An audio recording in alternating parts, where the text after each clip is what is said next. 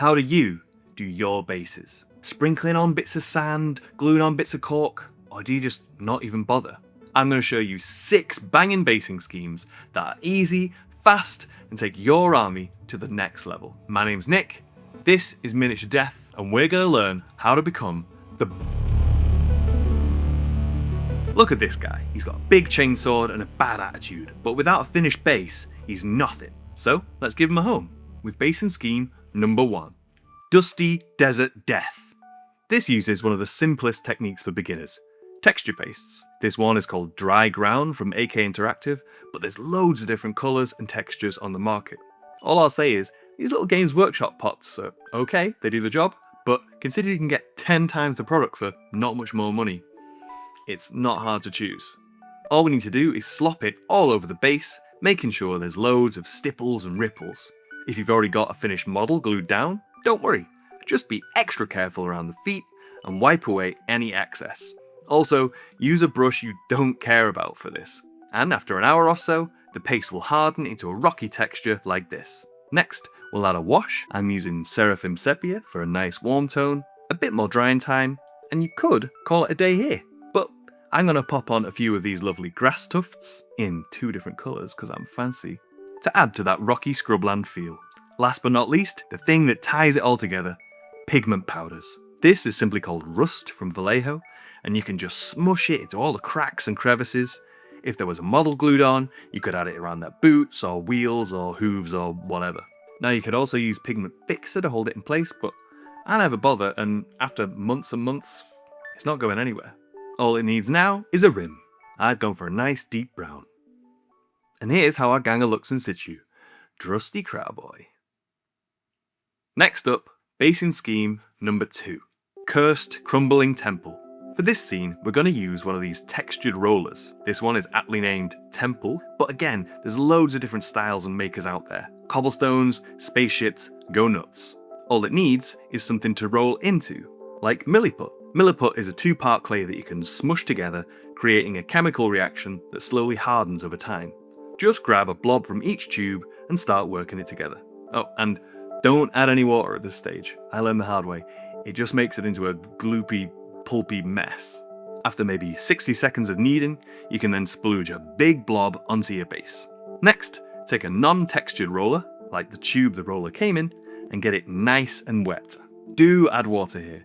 If you don't add water, it's going to stick to your tools and it's just going to be a nightmare to work with. Just give this a gentle roll to remove any obvious fingerprints. Then, grab a hobby knife and carefully chop off any excess that's been pushed over the edge.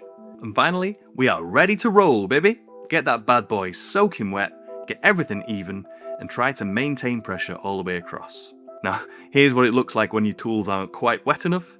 See how one of the stones has kind of peeled away? And here's one where it went right. The finished product should take about 4 or 5 hours to dry, but if you leave it overnight to be safe, you'll be all ready to sand in the morning. Gently smooth any rough edges with a sanding stick, and then give it a prime. I've gone for grey. And because I chose grey, I'm not even going to bother painting it. Just a nice wash really helps to accentuate all those details left behind by the roller. A bit of dry brushing to highlight the edges nice and fast, and once again, a few grass tufts growing through the cracks. A grey rim to finish off, and hey presto, a spooky, gothic scene for our ganger. It looks a bit out of place here to be honest, but the base itself, pretty slick. Now it's time for scheme number 3, Industrial Rust. For this base, we're going to take a trip to the arts and crafts shop and grab some cheap polystyrene sheets. This one has a cool corrugated texture, but you can get diamond plate and crosshatch and you name it. Let's chop off a section that's a little bigger than our base, then we'll superglue it down to cover roughly half. You could use the same plastic glue you use to build your models, but superglue dries faster. Then let's grab the scissors again to trim down the excess, a craft knife to trim even more, and finally a sanding stick to get everything flush with the angle of the base. Now I'm also going to slap on a length of styrene tube to my base to make like a sewer pipe or exhaust, but the sky's the limit here. You can just keep slopping on industrial looking elements until you feel happy. And there's also a much faster way to get this look for a little bit more money. These Necromunda bases are pre-molded to have loads of cool pipes and hatches and whatnot. Next, I'm just going to slap a little texture paste on to simulate rust. And after a quick prime in black, let's overbrush some silver and grey. Then let's crack out a nice bronze to add some variation, and then slap a wash of Agrax Earthshade all over. Once again, you could finish here and be happy, but if you want to push it, I recommend another banger of a product, Dirty Down Rust. This stuff goes on like any other paint, but after a few seconds it dries to form this nasty rusty patina. One final dry brush of light silver to accent the edges, a quick black rim, and boom. A blasted industrial wasteland. Perfect for this ganger really, but it feels right at home. Alright, 3 bases down, 3 more to go. If you're enjoying this video so far, consider chucking us a like and maybe a subscribe. Now for basing scheme number 4, let's go back to something a bit more simple. Frosted Urban Warzone. Lots of manufacturers make pre-made basing materials that you can just slap on and go. Let's start by adding a thin layer of artist glue. I'm using this basing glue from Geek Gaming, but PVA will do the trick as well. All we need to do then is dunk and sprinkle and bosh. This is Grimdark City Rubble, also from Geek Gaming, held in this stylish little Tupperware container. Now heads up, this stuff has a lot of jet black pigment in it that's going to get all over your hands and maybe all over your models if you're not careful, so just fair warning. Then, brush off any overspill with your fingers, and seal everything in with some more PVA or varnish or sealant spray. Anything that dries matte. Once that's all dry, you'll have this ruined cityscape, no painting needed. However, I'm going to add on some of this snow texture. It applies as like a thick goo with crystals in it, and after a short while, hardens to form a surface that looks a lot like ice or slush or slowly melting snow. And then, you guessed it, a lovely little grass tuft. Finish things off with a black rim, and bosh, an icy urban tundra for our ganger to freeze to death in. He's not even got his sleeves on. Where's your hat, mate? Alright, now for basing scheme number 5. If I'm being honest, this is the fiddliest one, and I've never done this before this video, but it might be my new favourite. Magnificent Marble. We start by taking a base, the same as all the rest. Then, we start to sand it down using a sanding stick, or sandpaper, to get that surface super smooth. Next, we're going to pop out the airbrush and start applying a thin coat of Sybarite green to some random areas. If you don't have an airbrush, you could do this with sponging or dry brushing. And now, for the fiddly part. Take a dried out wet wipe that you've stolen off your beautiful girlfriend and start stretching it to create all these little tears and strands. You want lots of little holes and a few big ones too, which will help sell our marble effect. Once you're happy with the pattern, wrap it tightly around your base and give the backside a little twist to hold it in place. Back to the airbrush, start applying a layer of light blue to random areas.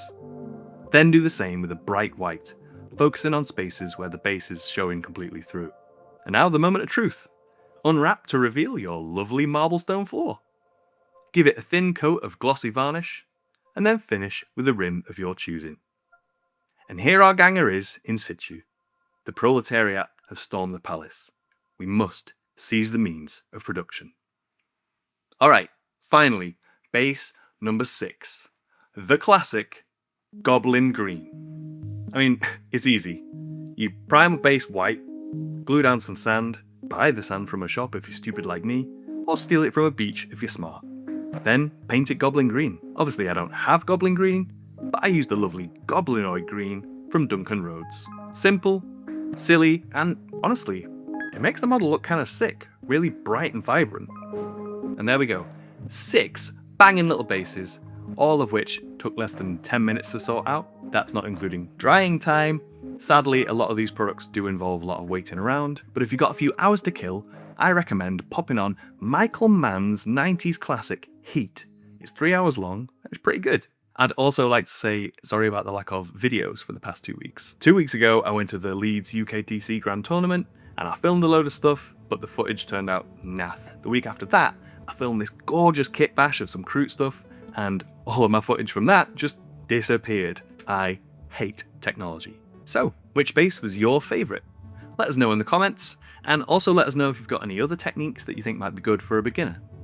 My name's Nick, this is Miniature Death, and I'll see you soon.